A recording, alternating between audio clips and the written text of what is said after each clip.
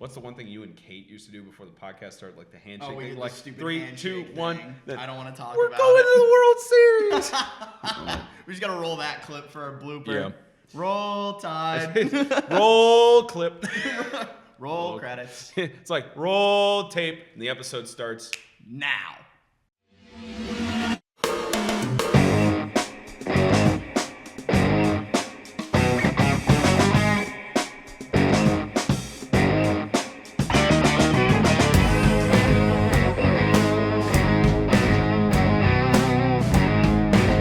From Reese Pfeiffer Hall in Tuscaloosa, Alabama, the Frozen Hour is back for the spring 2025 semester. A lot of excitement around the podcast to talk about, a lot of excitement around the women's hockey team to discuss. Another odd topic that should be set to maybe be a barn burner, maybe it'll be basic, who knows, but excited to be with you as always. Welcome to everyone watching or listening around the world. I'm Spencer Tomsett, joined by Preston McAlhany. Will Mauro, proud to be with you in Tuscaloosa, Alabama. Hannah Alpern is sick today. Wishing her all the best as she has her recovery. It's a lot of sickness going around, as is normal with the winter season. And Kate Aitchison also out. Hoping the best for the both of them. And we'll be sure to get them rotated throughout the rest of the year. But gentlemen, great to be back with you on the podcast desk. Feels like it's been a while. And I know we're going to talk about the USC series, Preston. But for us to be kind of back in the saddle and calling games right before the podcast and everything, I felt like I had a void of not having Preston back around me. I don't know if you feel the same way and vice versa, but how was your off season? My off season was pretty good. It's nice to have like a little break in between things, but I felt like it was a little too long because we get back for the USC series and it's like, why does it feel like we haven't called a game in 4 months? But it's only been like several weeks. But it was nice to get back into the swing of things. South Carolina, that was a good game. And I think I just had a good time. What about you? I think it actually was 4 months from the last time that we were calling games. I mean, we had the break because we had our last set of home games, I think, late September, maybe early October, because there was the USC games, and then November there was the Columbus Classic, but we weren't there for. So I think you're right; it was like 4 months, but it felt like that time has kind of really passed by. That's what 4 months does to your memory, guys. Yeah. It messes it up a little bit. Yeah, a good holiday season for you and the family, at least. Absolutely, got this awesome Alabama hockey sweater. Oh yeah, that is not a plug, but you should support the team anyways and get one. I think you said sweater. Isn't that a jersey though? It is a jersey. Okay. I say sweater because I wear it as a sweater. Yeah. I've been kind of on and off again wearing this as a jacket. My mom keeps going, I got that for you, and you haven't taken it off one time. And it's like, yeah, because to me it's just a jacket. But I guess to everyone else it looks like I don't ever change my clothes. So You hit the nail on the head with sweater. Yeah. Old-timey hockey, they call them sweaters. Not only that, Lucky Puck is front and center. We've now got the Lucky Jersey because every time you've worn it at the arena, the women's team has won. So I think we add on to that Roll Tide roll, certainly. So now we've got two good luck charms on that front. Mr. Mauro, what about your off season? It was great, Spencer. Thank you for asking. I just a lot of watching my Islanders disappoint me in and out, tough third periods. But that's all right. It was nice to get a little bit of a rest. But it's good to see the ladies come out flying with this South Carolina series. Yeah. Absolutely. It's good to see the 2025's off to a good start. Yeah, I don't think anyone on the women's team can share your sentiment of bad third periods because I haven't seen a bad one from them this whole season. And the New York Islanders, this team is not very much so. Which NHL team would you compare this Alabama women's hockey team to right now? That's a tough one. Because I would equate them to the PWHL, but it hasn't launched yet. So the only thing we have right now is the NHL. If I'm going with an NHL comparison in terms of this series, I would probably have to give them the Washington Capitals. High scoring, a lot of power from this team. They played very physically. They're getting results. Yeah. First and foremost, getting results. And not just because we saw them a couple weeks ago at Bridgestone Arena. For sure, a little bit of recency bias. Just a little bit, especially because you see the comparison of the Preds. Would you say the Preds are more like the Islanders right now, probably? Oh, yeah, a little bit closer. Just a little bit. Except, instead of disappointing in just the third period, it's the entire game. Yeah. We had, we obviously had our finale episode for the podcast, and fall semester about a couple of months ago. I kept busy with a couple of broadcast gigs here and there that freelanced. Got to decompress, go visit the family, and it was a decent off season. But then right when I was starting to get back into the swing of things and heading back here for the semester, I started thinking, I have so much I have to do. I don't know if you guys felt the same sentiment, but especially because both of you are graduating this semester. I mean, same with me, but you guys have a full course load equivalent that you all are handling. So have you settled into the semester yet? Absolutely. I have only one class I'm taking, so it's kind of like my so not full load. He's on not even part-time. He's just kind of has it on the back burner, but this guy's on the full load. He's going to say it's good to hear someone settling in. Yeah. He's got the full load course load of semester and such. You can't see it from here. The stress is starting to come through his eyes a little bit. Just a little bit when we're talking about class stuff, but good off season thus far for us. A good off season that we had in this sort of break, and now we get back into the swing of things from a podcast side as well as the women's team side. And hard to believe it's all winding down. Feels like I was telling on air during the Friday game for USC. It felt like yesterday where we were in our media director Tanaya Sanders' apartment doing that media training with the broadcasting equipment, and it almost feels like yesterday when we were just getting here for the first ever episode of the Frozen Hour and everything. So, I mean, it's like you said, of your brain kind of plays tricks on you with the amount of time that passes by, but hard to believe things are winding down so quickly. Yeah, and it's like one of those things that I really like about this season is how the games aren't all stacked on top of each other, but because of that, it feels like it makes the season feel so much longer than it actually is. And I'm looking on here, so late November actually was the last. Yeah, that was the Columbus Classic. Yep. And so you were right. October 19th was our last home game before the Carolina series. So having that big break for me in between all of it kind of just, man, I don't know. It really makes it feel like it's more than it actually is, if that makes sense. Yeah. Yeah, well, especially because of how great of a team we've been privileged to watch throughout the duration of the season. So, well, let's get right into it. Well, this past weekend, the women's team was back in full swing after having a 2-month break from their 2-1 record in the rescheduled Columbus Classic in November, and they got to still have practices leading up and through final exams and dead week, but not really showing any signs of rust in terms of their games against USC, and that certainly was the case on Friday evening with a 6-2 victory against the University of South Carolina Gamecocks. And when you look at the box score at that, Will, 2-0, 3-1, 1-1, and I know we were talking about this beforehand of the kind of stuff you wanted to highlight, and I was even told Preston when we walked in, he just made one mention of Claire Carson, and we all started going into a rant because as a freshman, it's hard enough getting adjusted in the collegiate scene. And I love the piece that one of the local media outlets did for the Women in Sports Night on Friday, talking about how Claire didn't even know there was a hockey team here on campus, and for her to go in full swings, and there's a big reason why she's leading College Hockey South in points and is still in that potential contention for total goal lead for College Hockey South. And big reason for it is the performances like she had on Friday night. Oh, absolutely. I mean, she came out flying first period, quick assist, and that's been the story of her year. Even without the goals lead, she does lead College Hockey South in points, which, a lot of that comes from those assists. She's a team player, makes things happen. And then 2 goals in that second period to really extend that lead for the Frozen Tide. It's absolutely, that game is a microcosm of her season as a whole. I highlighted it the last time I was on this show, her ability to make plays and to make things happen, not just for herself, but for everyone on the ice around her. Absolutely, team player. It's great to see her succeed as well as she has, especially as a freshman. And one player we don't call as much because I like that she's got the stats for it and backs it up. But one of the players we don't really mention as much as we probably should is Morgan Grzybowski. I mean, first goal in team history, and then first goal against South Carolina on Friday night. Ended up having 1 goal and then 1 assist later on in the second period to help Carson later in the second. And not only that, but you also had Naomi Dirksen, who scored a goal in the second period. And technically, they credited Claire Carson's second period first goal with the game-winning goal. But Grzybowski, we've talked about how she is as kind as can be off the ice, but I remember looking throughout this weekend series, and there were times where she was shoving people down and getting really aggressive there in Pelham. Yeah, and then like that's like the story every game, right? So we say that Morgan Grzybowski, first team goal and all that stuff. I think the first is something we love to say about Grzybowski because she is almost always the first to score in just about every game. And when she does, it's usually within the first couple of minutes. Yeah. Like the period starts and she is straight to the net.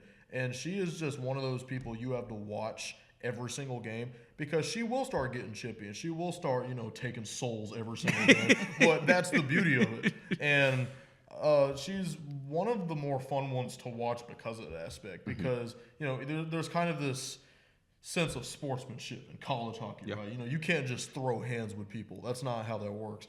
But I think Grzybowski has just enough edge to where it's like, all right, I see you.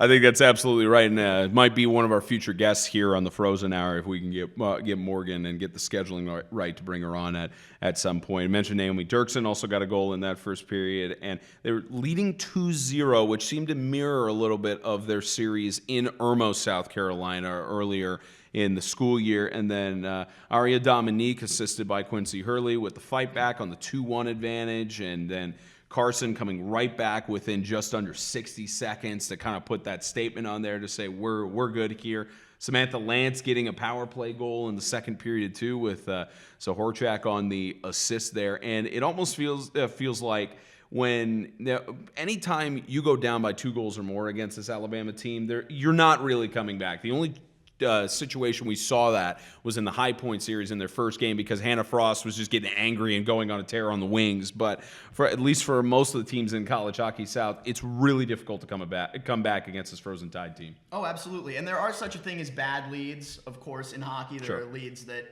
put a little more of a pressure on the defense, stuff like that. But in terms of, sorry, could you repeat the question, Spencer? Well, it wasn't even a question. It's just the idea of it's really difficult with anybody in College Hockey South. They really haven't been able to come back when they're at a deficit to the Frozen Tide. Absolutely, and it speaks to that physicality, of course. We put pressure on our opponents. We play hard in and out of these periods.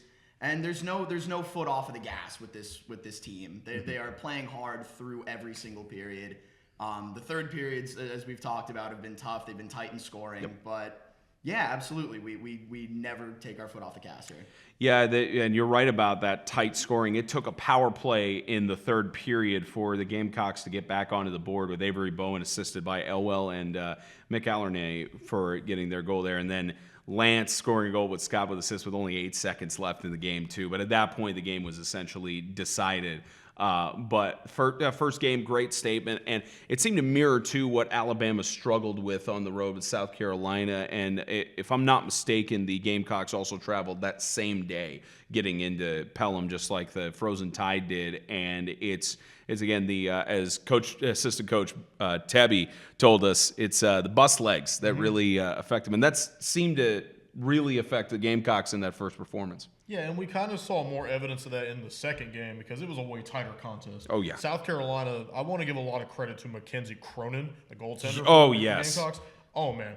It was so hard getting around her. So anytime there was a one-on-one opportunity, it wasn't going to work. There was a lot of, hoping she would pad the puck and then just kind of maybe crowding around the goal and just tapping it in and finding those small openings. But that was kind of the only opportunity you had. I know in the first game there were a few that slipped by her. But in that second one, she was standing on business. Oh, yeah. It was, I tell you, the amount of times where I had to continue to take a breath and refocus from 1 pad save, 2 pad save, 3 pad saves with so many players crashing the net and trying to find an outlet through the pads to get the puck in the back of the net was just incredible. And especially, we mentioned it on the air, their starting goaltender had graduated in December in Kelly Ahern. So big shoes for the freshman to fill. And I don't think, as long as she stays at South Carolina, the Gamecocks do not have an issue on the goaltending front. Absolutely not, no. She's really good. Like I said, I think the bus legs definitely did kind of affect that first one because, we've been there. We get it. Yeah. So it's like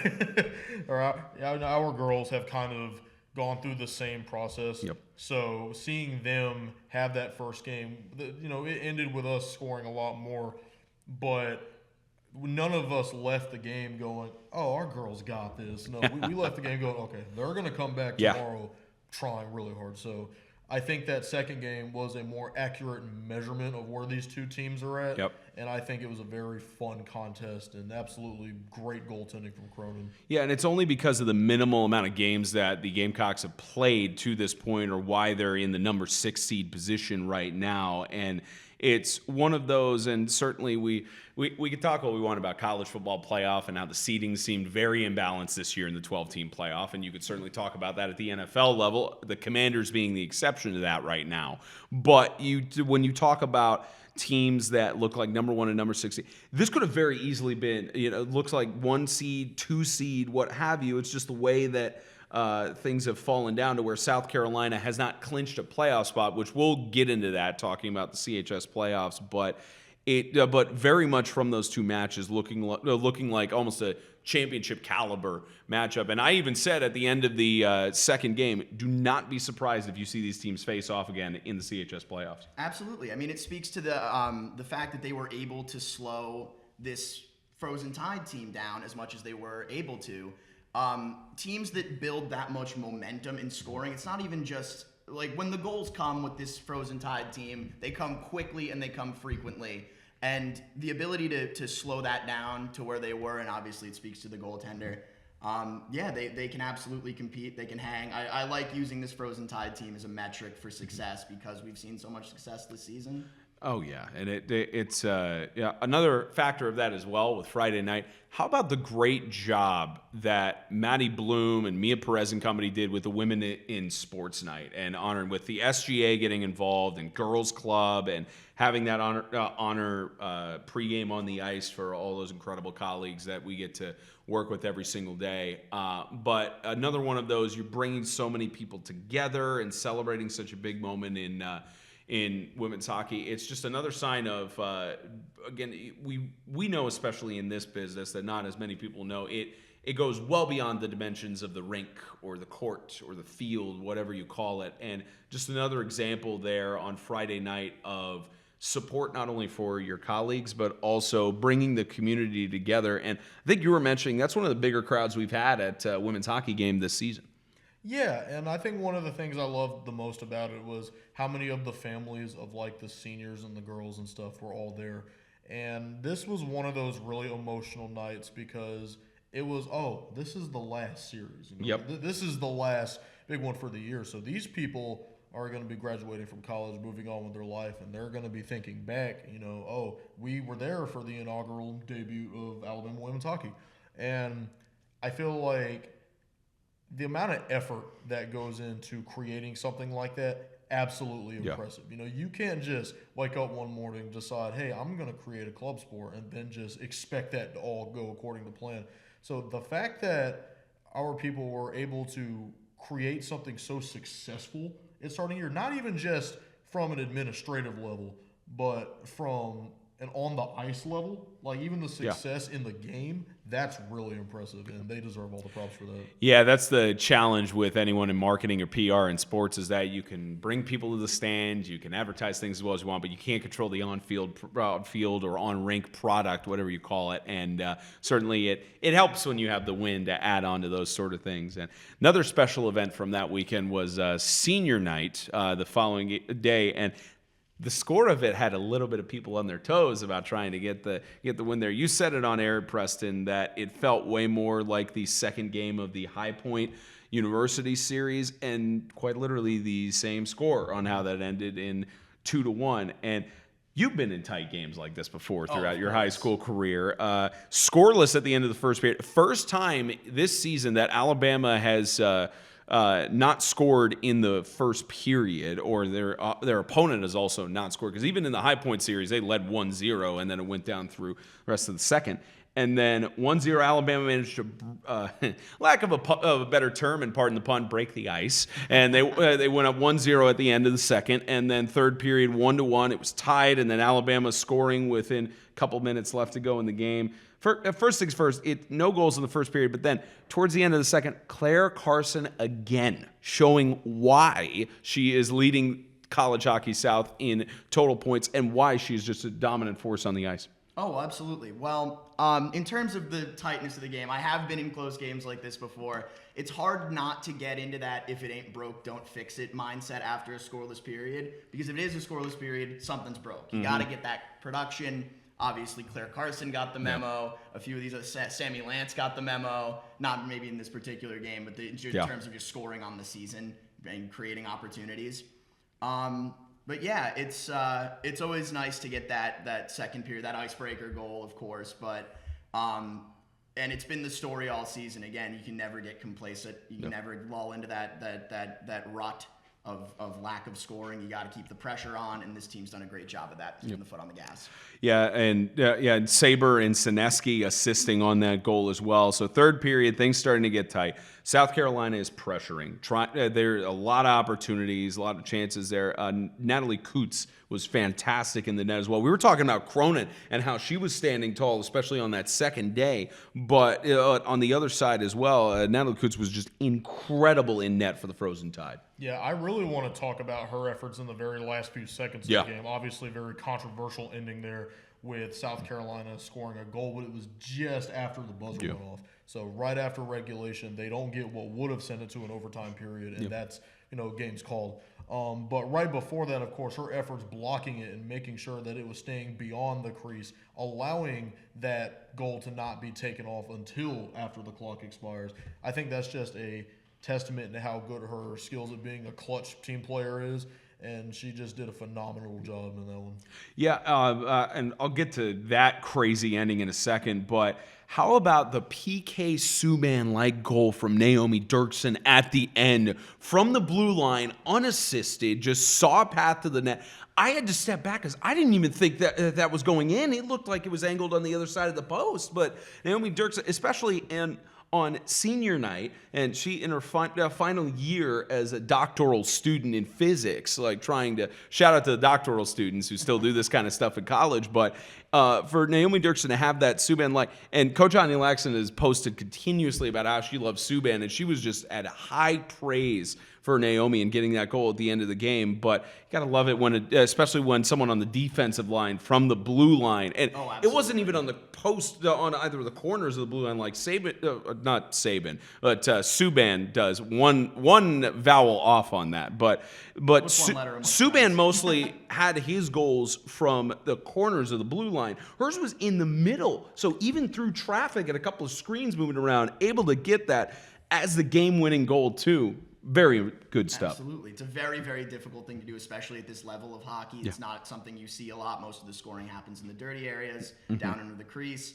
But, yeah, PK Subban is an awesome comparison to that goal.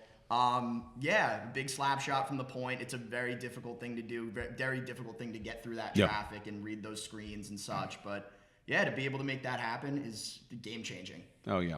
And so as we were getting to at the end, we were talking about how we were wondering when South Carolina was going to pull their goaltender at that point because Naomi scored her goal with 5 minutes, 22 seconds left to go in the third. So you're wondering, usually coaches make the decision around 2 to 3 minutes to pull their goaltender, especially when you're down in that. Problem is Alabama's offense can easily get on a breakaway and could easily get a score or just shoot it down the length of the ice. But they waited until it was 50 seconds left in regulation where McEachern got the goal with an assist from Bowen and McAlhany.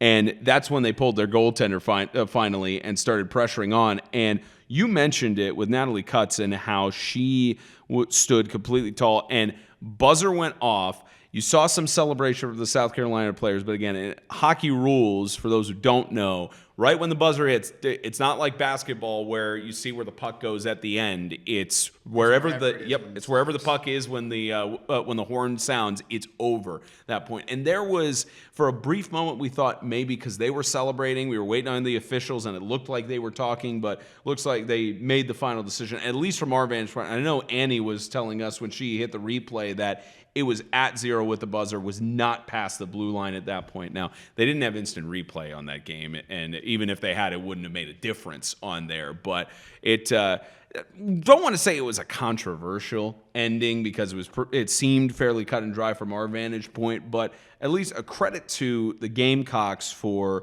even with less than 60 seconds left, at that point under 50 seconds, to put that pressure of 6 players crashing the net in essence and trying to find a way to force it to overtime to at least guarantee 1 point, and it would have given them a game-winning lead of 2 points against Miami. And now that you've got both of them fighting for that number 6 seed in the CHS playoffs, it makes it even more interesting.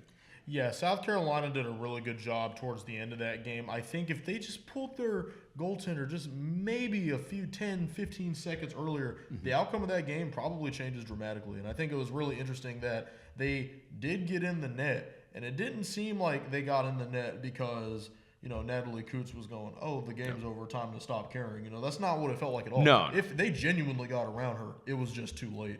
And that is one of the things that I feel needs to be taken seriously when you're analyzing this Gamecocks team, because they are good. That's not something that should be ignored. So I think going into the playoffs, they're going to be very successful. You've said it several times. Would not be surprised if South Carolina and Alabama rematched at any point. Yep. This has been one of the kind of hidden rivalries of the season so far. I won't really say rivalry, but with the amount of times they've played, it kind of feels like it at this point. Yeah, now the biggest challenge they're going to have, because if South Carolina gets that number 6 seed, with the way the bracket's structured, they'd be against the 3 seed, so they would have to likely match off against Tampa and get through them to get to the Frozen Tide in the second round. So a lot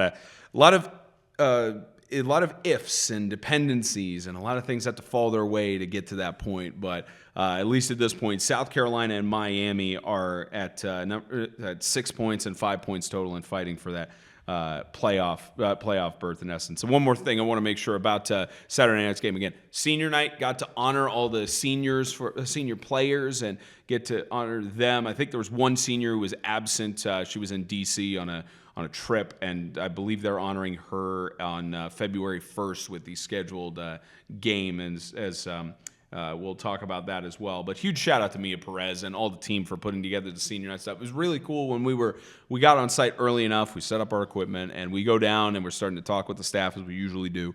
And Tegan Matthey, her parents brought, and she didn't even know until she saw there, it was her banners from her senior year for her high school. And having both of those, I think her high school and junior team, and they were just put up at a place in the arena, and she was understandably very emotional when she got to see that and such. I'm sure you'd probably get a little bit emotional if you saw like your senior banners or such from your hockey days up there. Still have it rolled up in my closet at home. You don't display it proudly? Is that up anywhere? Not the type of thing Mom wants to hang in the kitchen, but That's good. That's completely fair. But a great senior night all around. They are doing one more staff senior night on February 1st. Which the game was initially supposed to be Georgia Southern for the full-on senior night. Georgia Southern ended up canceling, or I believe it was a mutual understanding that they both decided not to play that game. So right now there's a search for a potential opponent on that matchup. If not, it's going to be a scrimmage, and they're still going to honor the staff in that conclusion to the regular season. So we'll still be on call for that and broadcasting that one to make sure everybody gets one last taste of the women's hockey team before we get into the postseason.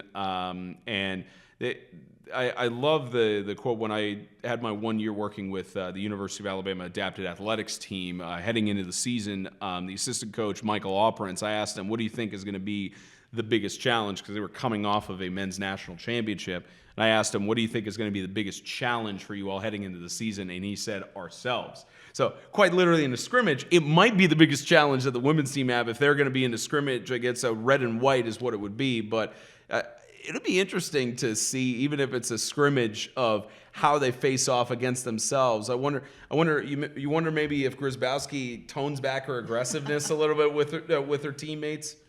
Yeah, I mean, I feel like at that point, you say, oh, that's a friend of mine. Maybe I don't want to accidentally end their career, just in a scrimmage. But yeah, no.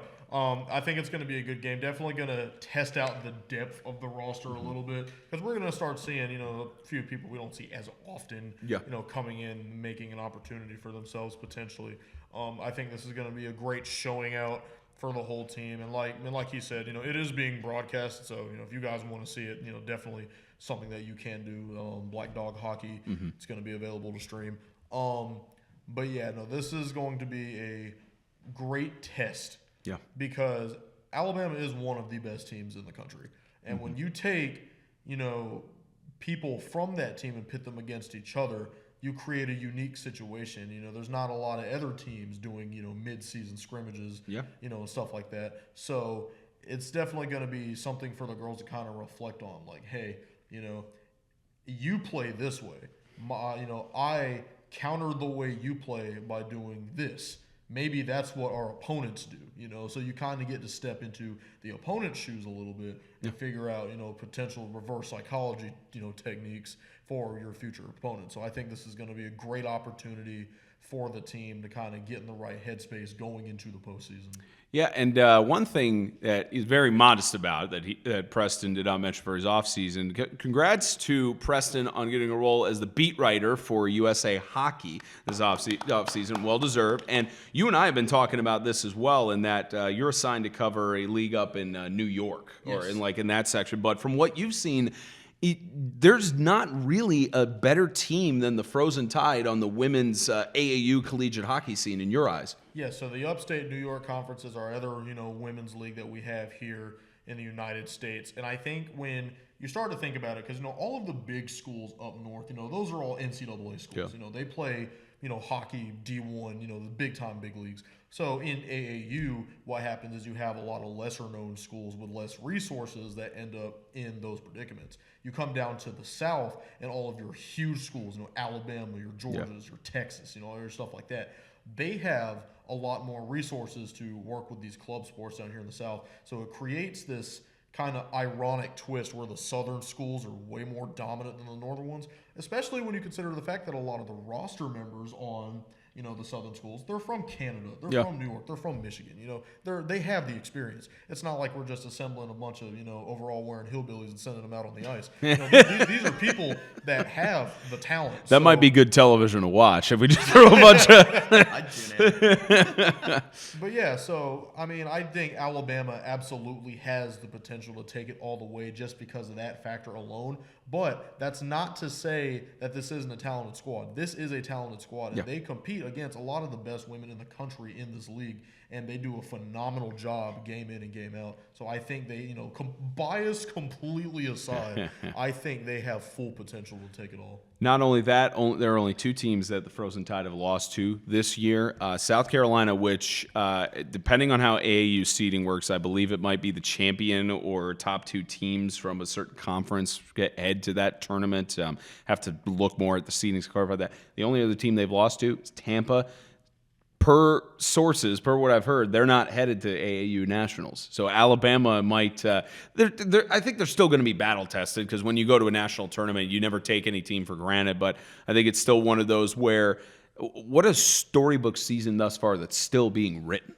Oh, absolutely. And in terms of that, not making it, them not appearing in the tournament as one of two teams that has taken out this Frozen Tide. It's not. I like your point that they're not going to be battle tested. It's playoff hockey. At the end of the day, it's going to be a battle. It's going to be physical. It's the most difficult way to find a win in sports. Yeah. Because everyone's playing wall to wall. They're playing as if it's the last game of the season they're going to play. They're more physical, and it's going to be difficult to out physical this Alabama team. Yeah.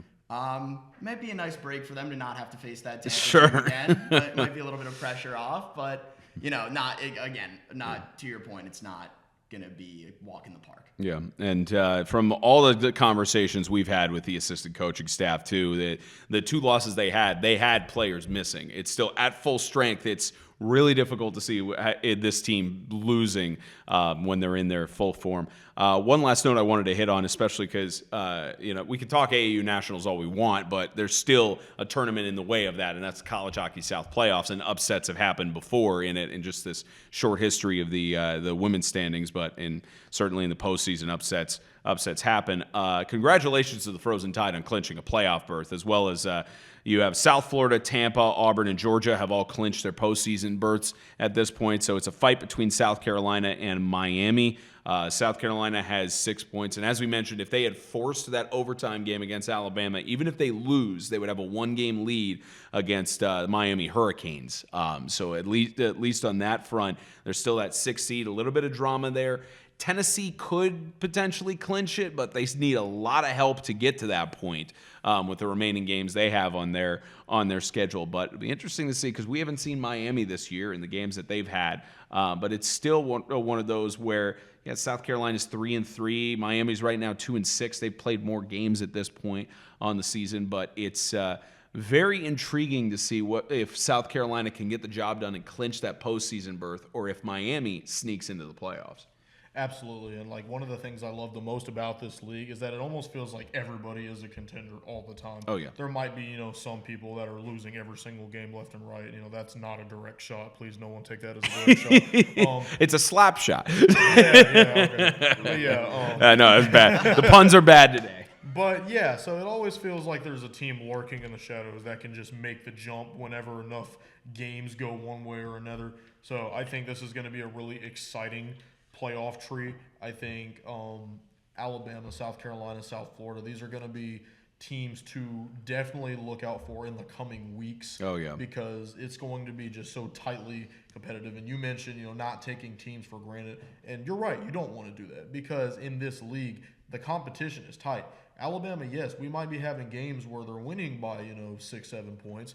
But, when you're on a neutral side, everyone's been traveling. You don't know, what could happen. So, absolutely, I think this is going to be a really good one down the stretch. Yeah, and it also helps with those tournaments on the neutral sites. They didn't count towards postseason seedings because otherwise it may be a different story with Tampa winning against Alabama and winning the overall Columbus Classic. They could very well be in that number seed slot, which is the difference between a first-round bye and whether you have to play on that Thursday first-round game, which in total would be 3 games straight to win a College Hockey South Championship, which is certainly a challenge, but hasn't happened thus far.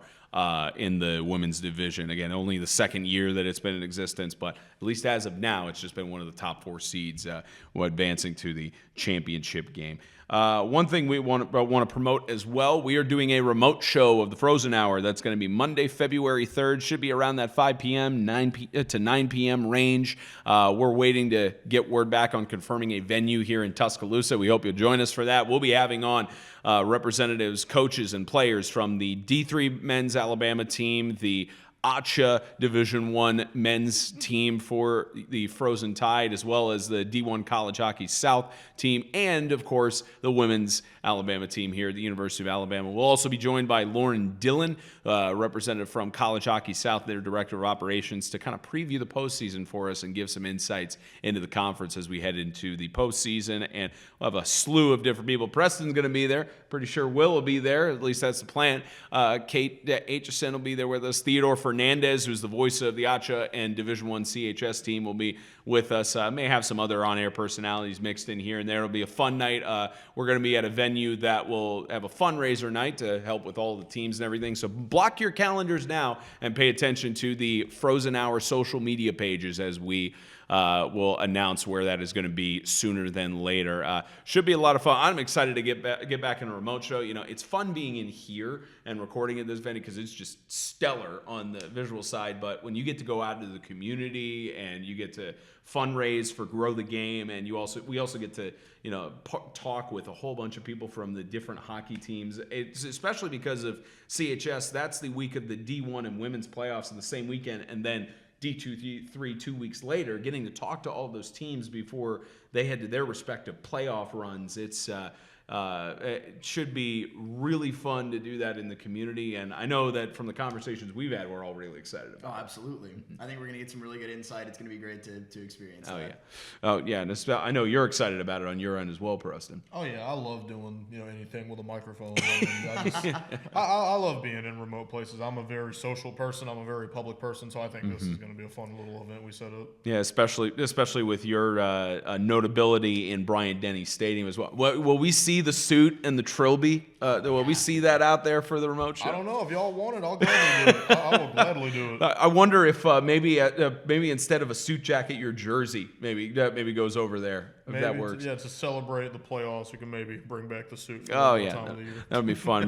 Maybe not go as hard as you usually do at the football games in terms of like the volume and that kind of stuff. But like it would to keep fit my the vocals. mood though. We need a hype man in between when we're changing scenes or whatever. So maybe get him on the microphone and just drop a few Roll Tides in a very passionate and not safe for television. Sort of I'm out there kidding. cutting a WWE promo right into the mic, and the people walking outside of the pizza place are just like, "Hey, what's that guy doing?" As he's elbowing down a breakable table, and you just hear from the outside, "I'm in a metal chair. How did he do that?" So it is not WWE fundraiser night. It's Frozen Hour on location is what we're doing, but that would be a lot of fun. I feel like we would get a lot more money in fundraising if we managed to do that sort of thing. All right, time for the odd topic of the show. We had a little bit of a struggle coming up with this one for today, but I'm sure we're going to have some other ones that we'll come up with later on. So we are fans of college football, all three of us. Maybe Preston more so than me in terms of how passionate he is at Bryant-Denny Stadium. And if you look at his Instagram stories and the kind of memes he shares for football, they're hilarious, but it's also one of those a lot more passionate than I am, I would say. And we are fans of the Pop-Tarts Bowl. The marketing department, once they made that switch, incredible. And now it's time for the odd topic.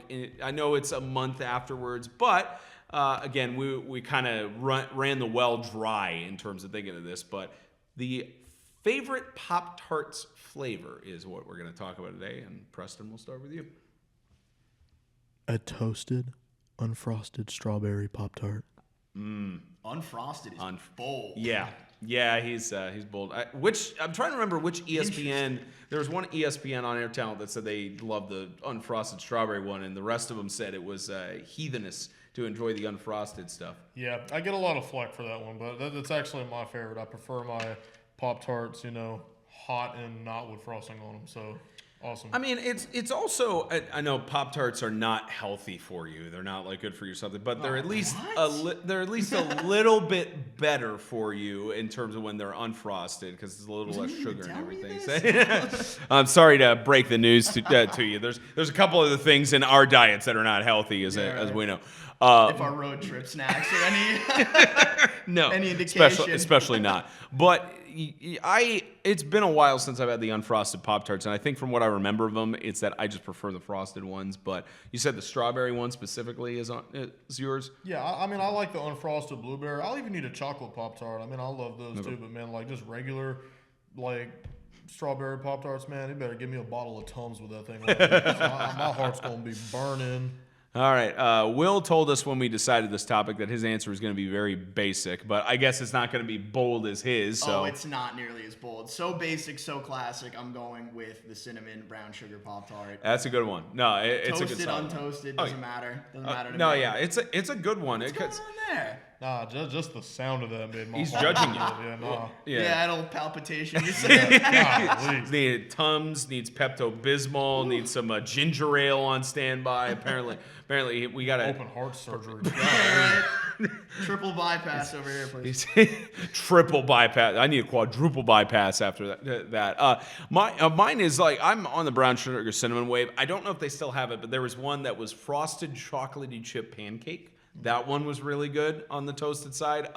They also had a frosted Boston cream donut, which I would have rather had a Boston cream donut. Where was I when they were churning these? Yeah, I've missed all they were in the last year or two. Flavors. They were like last year. I've been living under a rock, clearly. Not looking at the right stores probably too. But it's no. So those ones are both good. The weird one of the experimental ones. There's two of them that were okay, but just still, I would rather have the product instead of the flavored product. There was a frosted Eggo maple waffle Pop-Tart. So which is just basically it's trying to taste like a waffle with maple syrup. Would they just put a waffle in there? No, it looked on the outside. It actually looked like it was a drizzle of maple syrup on top of it. It was shaped like a waffle, like what I'm trying to remember what the geometry term. You just pull up. Okay, for those who on the video screen. He just pulled up a variety pack of mustard, mayonnaise, and ketchup Pop-Tarts. I know that doesn't exist, but this is why we have Preston around, so he can get under our skin. But 200 calories per Pop-Tart. That's, okay. I was getting hungry. My appetite is gone. And they come in two, so that's almost 500 calories in one sitting. Oh, Preston. But probably I would say it's on the brown sugar cinnamon is where I usually go to. S'mores is really underrated. Like the s'mores one is really good. I'll take a s'mores in a penny. Yeah, I don't know how much you've had them, but they're pretty good. I like s'mores. There's so many of them. Like I do. Like they had pumpkin pie like during the fall. I'm not as much a pumpkin guy. That's my thing. It's like the whole pumpkin spice this, pumpkin pie that. On Thanksgiving, pecan is my preferred one on those. I know some of them can get a little bit crunchy on that, but the pecan, or sometimes they have like chocolate fudge there. But and also a rule of thumb: if you can see your pie slice, you do not have enough Cool Whip on it.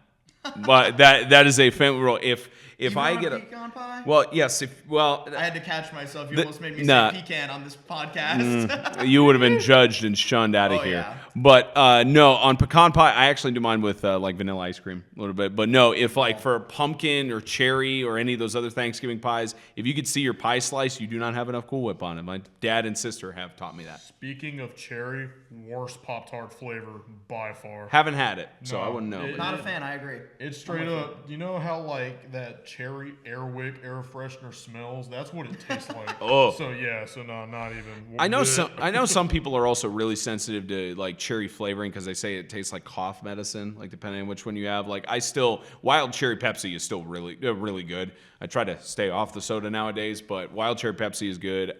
This is also a heathenist thing to say around Southerners, but we're also on a Coke campus. Mr. Pibb or Pibb Extra is better than Dr. Pepper. There goes Preston. There goes Preston's girlfriend is off camera too. She gave me the death stare as well, and I think Annie is also judging me from the other side of the camera. Yeah, everyone's judging. She actually just looked. She's like, "What did I do? Why are you bringing me into this?" But no, I think I didn't get any judgment from you on I'm that. from the North. That's right. I have no stake in this. Now, so are you on the side Pepsi is better than Coca-Cola? I am, but Okay. that's controversial. To walk out of that way, yeah. That too, I can't say nothing. Both of them are all right, but I like to bite more of Coca-Cola. That's where I'm on my side. So yeah, it's Well, no, it's more strongly carbonated, like compared to Pepsi. At least in my opinion on that. I've never noticed. Yeah. Yeah, there's sometimes you just have soda connoisseur here potentially, but this turned in from Pop-Tart to soda discussion and everything. It turned into just an odd topic of what's your hot take in the snack and drink realm. But good first episode to recap us back and everything. I think especially when you try to get settled back into things, we try to get on the same level as the women's team in terms of settling back. I like to think we did this episode, but then there's unfrosted Pop-Tart lover over here. It's a good first episode and excited to get back into the swing of things. What say you? Baba Booey. There's that. You got anything to add on to Preston's nonsense? Absolutely nothing other than thank you guys so much for having me once again. Yeah, we'll have Will Mauro rotating with us throughout the season. Hannah Alpern will hopefully be back next week. We'll try to get rid of me that easily. we'll try to get a guest on board for next week. We've got some good ideas in mind, and we will go from there. But again, be sure to stay tuned for our continued updates on the remote show, as well as our future episodes throughout the rest of the semester. Should be a lot of fun as we continue to highlight all the hockey teams here on campus for the University of Alabama. For Preston McAlhany, Will Mauro, our producer, Annie Sukalis, all the hardworking men and women that make this run so smoothly. I'm Spencer Tomsett saying so long from Reese Pfeiffer Hall. Another episode of The Frozen Hour is in the books.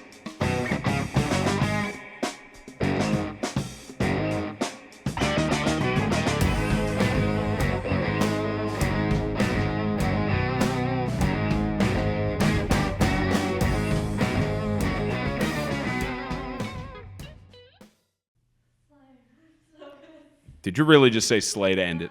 Keep that part in when you upload it. I did.